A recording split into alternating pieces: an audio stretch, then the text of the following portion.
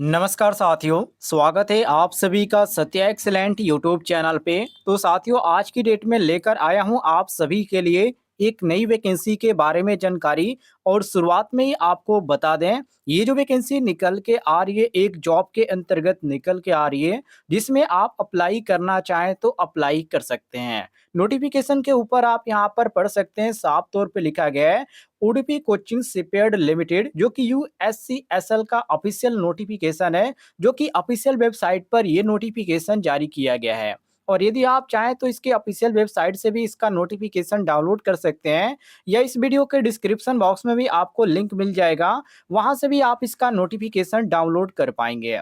यहाँ पर मैं आपको सबसे पहले नोटिफिकेशन के लिए आपको बता दूं, ये जो फॉर्म है कब से कब तक अप्लाई किया जाएगा। तो नोटिफिकेशन के ऊपर ही आपको देखने को मिल जाते हैं, जो कि 19 जून 2024 यहाँ पर लिखा गया है। ये जो डेट है साथियों, ये नोटिफिकेशन जारी करने का डेट है, और इसी डेट से आपका जो फॉर्म है वो भरना स्टार्ट हो चुका है। और यदि बात करें फॉर्म के अप्लाई डेट की, ये जो फॉर्म है कब तक अप्लाई किया जाएगा, तो साथियों ये जो अप्लाई किया जाएगा 12 जुलाई तक, अर्थात आप 12 जुलाई 2024 तक आप इस फॉर्म को अप्लाई करना चाहें तो अप्लाई कर सकते हैं। नीचे आप आ जाते हैं साथियों स्क्रॉल करते हुए, तो आपको इसके बारे में पूरी जानकारी और भी देखने को मिल जाती है, कितने पोस्टों पर वैकेंसी निकल के आ रही है और किस पोस्ट पर क्या क्वालिफिकेशन रखी गई है। तो मैं आपको सबसे पहले यहाँ पर बता दूं, पहले नंबर पे आपको जो पोस्ट देखने को मिल जाता है मैकेनिकल से है, जो कि सुपरवाइजर का पोस्ट है।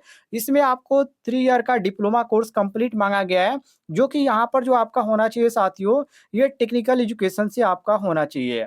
और यदि आप इसमें आईटीआई के छात्र अप्लाई करना चाहते हैं, तो आईटीआई एनटीसी इन वेल्डिंग ट्रेड से आपका होना चाहिए, या आप सीट मेटल वर्कर ट्रेड से हैं, या आप बेंच फिटर या फिटर ट्रेड से हैं, या प्लम्बर ट्रेड से हैं, तो आप इस फॉर्म को अप्लाई कर सकते हैं। बशर्ते ध्यान रखिएगा, ये जो है आपका रखा गया है टेक्निकल, यहाँ पर क्वालिफिकेशन रखा गया है, तो टेक्निकल क्वालिफिकेशन इसमें आपसे मांगा जा रहा है।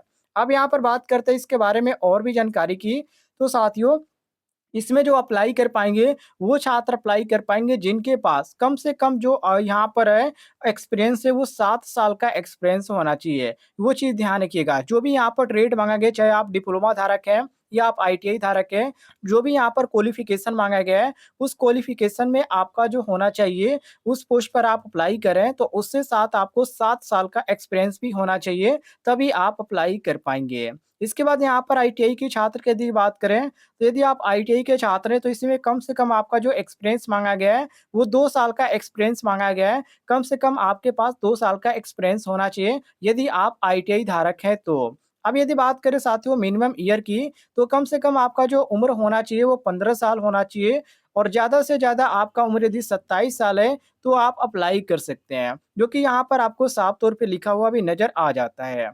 नीचे आ जाते हैं तो यहाँ पर दूसरे पोस्ट पर आपको पूरी जानकारी देखने को मिल जाती है, जो कि ये सुपरवाइजर इलेक्ट्रिकल का पोस्ट है, ऊपर आपको मैकेनिकल का पोस्ट देखने को मिला है।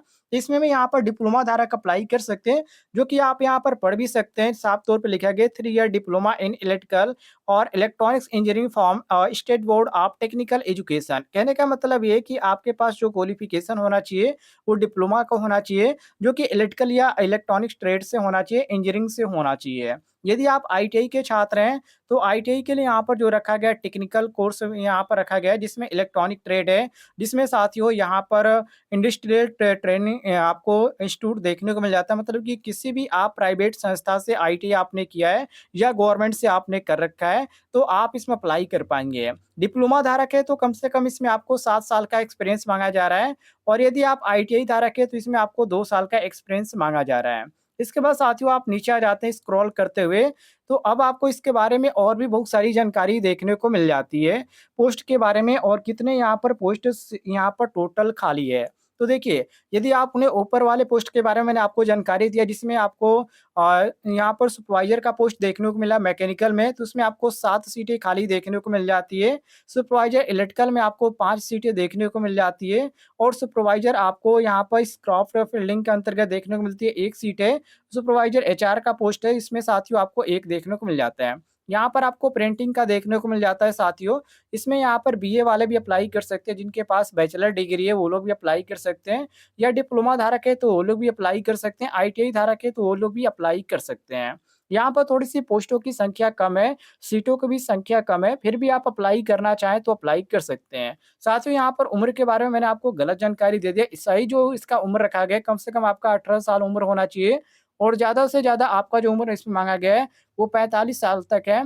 और यदि ऐज की बात करें तो इस ऐज में आपको छूट भी रखी गई है, जिसमें जो छात्र एसएसटी के अंतर्गत आते हैं, उनको 5 साल की छूट है और जो छात्र ओबीसी के अंतर्गत आते हैं, एनसीएल के अंतर्गत आते हैं, उनको 3 साल की छूट देखने को मिल जाती है।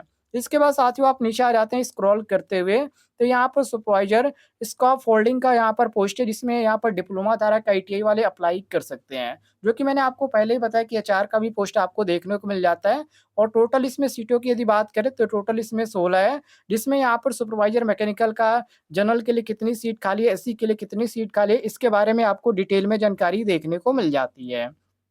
अब साथियों नीचे आ जाते हैं, तो यहाँ पर पोस्ट के बारे में और सैलरी के बारे में आपको जानकारी देखने को मिल जाती है, जिसमें आपको अच्छी खासी सैलरी देने की बात कही गई है। ऐज के बारे में मैंने आपको पहले ही बता दिया, जो कि 18 से 45 साल के जो छात्र हैं, वो लोग अप्लाई कर सकते हैं, काफ़ी अच्छा मौका आपके लिए। सिलेक्शन की यदि बात करें साथियों, तो रिटेन टेस्ट होगा, ऑब्जेक्टिव टाइप के क्वेश्चन इसमें आपको दिए जाएँगे, जो कि टोटल इसमें आपको 40 मार्क के क्वेश्चन आपको देखने को मिलेंगे।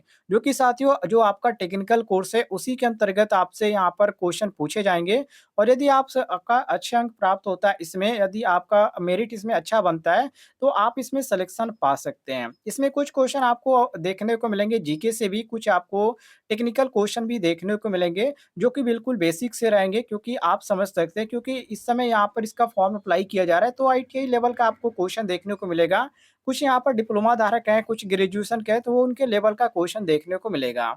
अप्लाई आप करना चाहते हैं तो लिंक आपको डिस्क्रिप्शन बॉक्स में मिल जाएगा। जो भी छात्र अप्लाई करना चाहते हैं, लिंक डिस्क्रिप्शन में है, वहाँ से आप एक क्लिक करके आप इसकी ऑफिशियल वेबसाइट पे जाकर फॉर्म को अप्लाई कर सकते हैं। यदि बात करें फॉर्म फीस की साथियों, तो इसमें आपको जो फॉर्म फीस देने की ज़रूरत है, यदि आप अप्लाई करते हैं, जो कि नॉन रिफंडेबल फीस है, ₹300 आपको फीस पेमेंट करना ही पड़ेगा और इसकी जो लास्ट डेट है 22 जुलाई 2024, इससे पहले ही आपको ये जो है पेमेंट कर देना है। सारी प्रोसेस जो इसके अप्लाई करने का है, वो पूरा कर देना है, तभी आपका जो फॉर्म है वो एक्सेप्ट हो पाएगा। अन्यथा ये जो फॉर्म है आपका एक्सेप्ट नहीं हो पाएगा। तो काफ़ी आपके लिए अच्छा मौका है। अब बात करते हैं कैसे फॉर्म को अप्लाई करना है।